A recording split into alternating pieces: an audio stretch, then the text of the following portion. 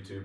I sure hope I'm in the frame, but either way, we're going with it. I got an awesome video to share today. This is part of, it's like a section of a video that I used to watch back in the day from Ronnie Coleman, not The Cost of Redemption, Ronnie Coleman, the Unbelievable. The Cost of Redemption was a little later in Ronnie's career, and I believe that was where he did the 800-pound squat, which he's probably most famous for. He also did, I believe he did the 800-pound deadlift in that video too, within, I don't know, the span of like 3 days from each other. Something absurd like that. It's possible that the 800-pound deadlift was in this video. But either way, today we're going to be watching, or you're going to be watching with me. I've already seen it, obviously. Hopefully you have too.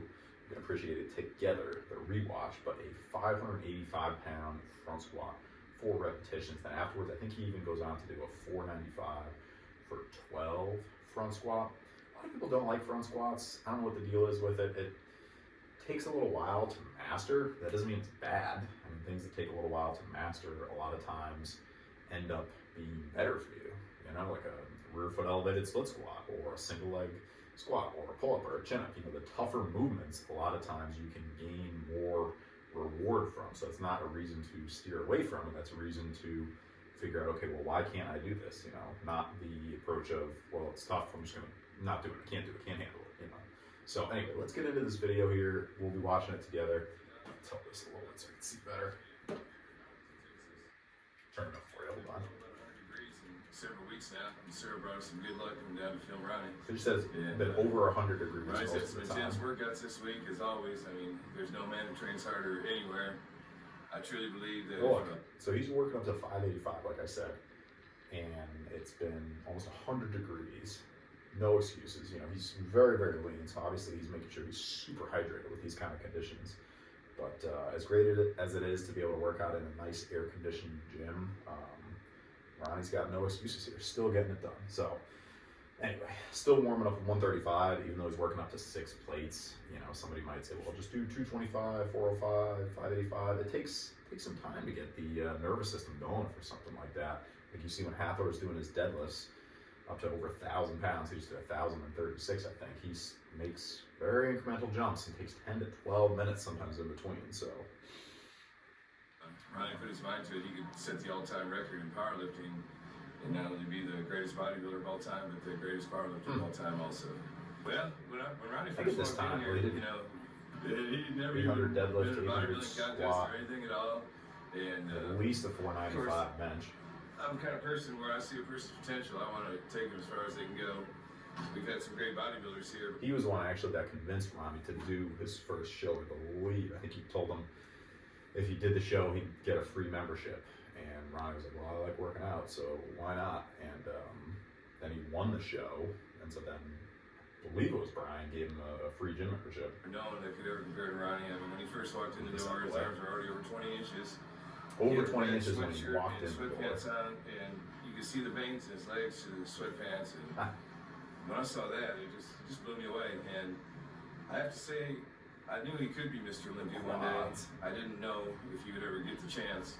All right, so they skipped a warm-up set there, but I know from watching his other, I think there was another version of this video, he did 1 plate, 2 plate, 3 plate. I don't know what his rest times are. They don't really show that, but I'm assuming pretty decent, you know, especially with heat like that, 100 degrees or even in the 90s. You know, you got to make sure that you're rehydrating, getting the sodium, you know, getting the electrolytes as you need. That's so interesting though, like the backstory for Ronnie. Maybe a lot of people already know this, but he was that big before he even considered bodybuilding. So already arms over 20 inches, which is ridiculous. And then quads, like the veins are popping out of his quads, you know. This is just somebody that likes to lift, you know, loved to push the limit. With all the other great bodybuilders out there, and just, you know, I don't want to say the word politics, but I don't know, there's many shows that I saw him enter where I thought he should place much higher. Belt on, I don't think. Just had to pay his dues, keep plugging it out, and it certainly did pay off. And my gosh, now I don't see. He didn't win for a lot of competition. It took a while before he started winning.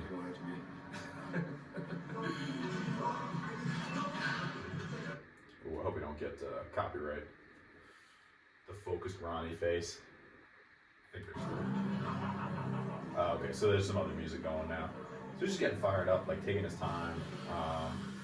know, again, like I said, from watching that other video, that he did 495, then 585. He didn't jump right from 405. 200-pound jump on front squats. I mean, a lot of people can't even front squat 200. Like 200 is a good front squat, in my opinion, with good form. And he's always hitting depth on these. 585. 585, anything's good. 585 leg press, you've lost me. I'm not impressed with that. Sorry. Hey, if it's your lift and you like working it, no problem. But I was doing leg press, I think it was my first year in college, just loading the plates on, and I think I was doing like maybe 8 plates each side and getting like 12, 15 reps. This isn't me trying to boost my ego here. It's just saying during that workout, I was like, I can only do like a good, halfway decent 185 squat at that point in time. I'm like, why am I loading all this weight on here when I can just go and do a back squat for a couple sets of 10 reps and get mostly the same result with much less time loading, much less time preparing. When somebody tells me about their monstrous leg press, well, this is 2,400 pounds like Ronnie did with good form. Sorry, just not super impressive to me. Again, no offense meant to anyone that likes to hammer out heavy leg press. You know, if it's after your squats or after your rear foot elevated split squats, what have you, after your front squats, that's different, you know, as a burnout thing. Obviously, I'm a home gym lifter, so I know sometimes I get the comments from people that are like, well, you're just saying that because you don't have a leg press. It's like, I guess I could get a leg press, but it'll take up so much room. It's just, I think it would be a waste for a home gym. At a gym, you know, that's different. All right, so we'll turn it down a little here. Sadly, I'd love to have the music cranking at the same time so you get the full experience, but I'm pretty sure the video would get taken down or demonetized or something like that if I did that. Wrapping the knees. I'm pretty sure he does the belt too. I've done a lot of beltless front squats though, and always felt pretty good. I don't know, it's a more natural squatting movement for me than back squat. Maybe something to do with longer femurs. I don't really know. He's got the belt going. Yeah, he doesn't even have.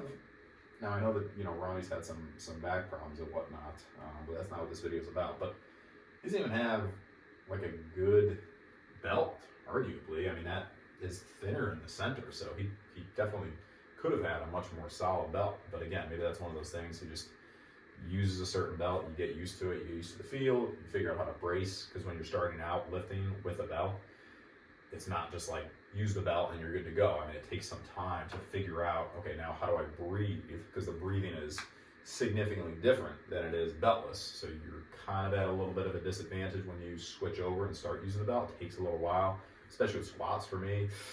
Deadlifts, obviously the two big ones, but more with squats. It took me a while to figure out how to brace, stack everything, you know, get that power from it, as opposed to just, I would put it on and crank it, and then I could tell that I had more bracing, but I didn't really know what to do with it, you know. But just very impressive to me that he's using kind of a, I don't know, it's not like a elite FTS nice quality belt like the one I have, but he's front squatting twice what I'm able to front squat. What are we doing here? There we go. Let's see if we still got the music. Oh yeah, so it got copyrighted anyway. I think I remember that happening. Huge fan of chalking the bar when I do my front squats. I think it makes a really big difference. I think that causes a lot of people to stop doing front squats because they're doing the repetitions and start to slip down. You got to almost set your positioning, like you have to over exaggerate lifting the shoulders up to start. And what I tell people is, you know, all right, so you're getting under the bar, you get in position, push your shoulders forward and then squeeze down so you feel your lats, you feel your core activate, then you're good to go. If you just kind of set up here, it's going to position almost past your shoulder, and then immediately when you start with any decent amount of weight, it's going to drop down, and then you just turn it into a Zercher squat, which maybe that has its own place, but if you're trying to do front squats, it's a very different movement. Chalking the bar makes a big difference. Also, this hoodie I've not used for front squats, but other hoodies that are cotton and have like a good amount of grip, put some chalk on there, put some chalk on your hands, it'll just sink into your shoulders, because you don't want to worry about, from the first couple reps at least, that it's going to be sliding off your shoulders. So obviously Ronnie doing 6 plates, he's got some monster shoulders on him, which is a huge benefit. Sometimes I find that's part of the issue with people beginning training, they don't have enough mass in that area to catch the bar. You know, you need that shelf. Like I feel right here. Okay, if it sits right there, it's going to push against the shoulder a little bit and stop it from sliding. Can make a really big difference. All right, let's see this epicness. Yeah, buddy. Not even doing arms. His arms look like he's got a ridiculous pump going there. Probably just because it's, 1,000 degrees in here. He's got a spotter. Spotting on front squats, I mean, I've never asked for a spot just because, like, think about it. If you go to fail and you're dropping it down, if that person like lifts your elbows up, it's going to tilt back into you. So there's not really much somebody can do. Like, I feel like you're better off. I mean, you'll see what happens here after either his second or third rep, he kind of loses it. And I think Ronnie was 5'11", 5'11 and a half. So taller than most of the bodybuilders that he's competing against. Imagine if he had hair too, over 6 foot. Let's go. All right, 585, close stance too. Look at the depth. 1, 2, 3, 4. Oh, it slipped a little. Oh, yeah, he definitely had some more reps there. Ah. Oh, sad. Yeah, it just looked like it slipped out of position, and I mean, with that kind of weight, it's like there's no recovering. On the back squat, it's going to move around a little bit on your neck, on your traps, but it can't really go anywhere unless you're doing that really, really gross. I've seen a couple really nasty videos lately of people snapping up their forearms, literally breaking their forearms on back squats because they positioned it so low on their back. I mean, I can't even do it. That all the pressure was on the forearm. Just an awful video to watch. I really don't like gym fail videos, especially ones like that, like with the leg press or with, you know what I'm talking about if you've watched some gym fail videos before. One of the many reasons why I'm a fan of high bar back squats as opposed to low bar back squats. I know you can do more weight on low bar back squats, whatever. It just turns it into a lower back exercise, in my opinion. Still some glutes, but some people are just anatomically more inclined towards one movement versus the other, or one style of a movement, so totally get that. Drop a comment. High bar or low bar back squat? What's the opinion there? I'm a fan of the high bar, use less weight, get the form locked in. What is he squatting in? Just boots? He just did that in just like military boots, I guess. What's he saying? Oh, there's no audio sadly. So there must have been some sick song pumping in the background to get him fired up. That was heavy. Lightweight. If Ronnie says it was heavy. So they took a plate off, and it still took 3 people to lift it back up there. I mean, it makes sense because 495 power clean is a formidable number. That's funny. See that though? He's going for a PR, so all his friends are helping him load the weight and everything. They don't want him to waste a ton of energy lifting it back up there. So I'm pretty sure now he goes for like a 495. Oh man, I want to get demonetized there. I don't know what was going on in the background, but possibly some DMX, I think. He says something epic. Wish I could share it with you. So now I got 495. After 585, this is probably going to feel like nothing. 1, 2, 3, 4, 5, 6, 7, 8, 9, 10. Wow. 10 reps. Let's see if the song's still going. Buddy. Oh, man. Wow. 495 for 10. I'm trying to think of some other people that did some heavy front squats. I know Phil Heath used to, back in the day, do some heavy front squats, like up to 4 plates. But then he switched over to more machines and stuff, from what I remember. Branch Warren obviously did some heavy squatting. I feel like Branch kind of took it to the extreme compared to what Ronnie was doing with the cheat reps and stuff. Maybe that was more for the videos, just to get everyone fired up and whatnot. But just some of his reps on stuff. Who am I to judge? I mean, he got second place at the Olympia in 2003, 2004. So a great bodybuilder, Quadzilla.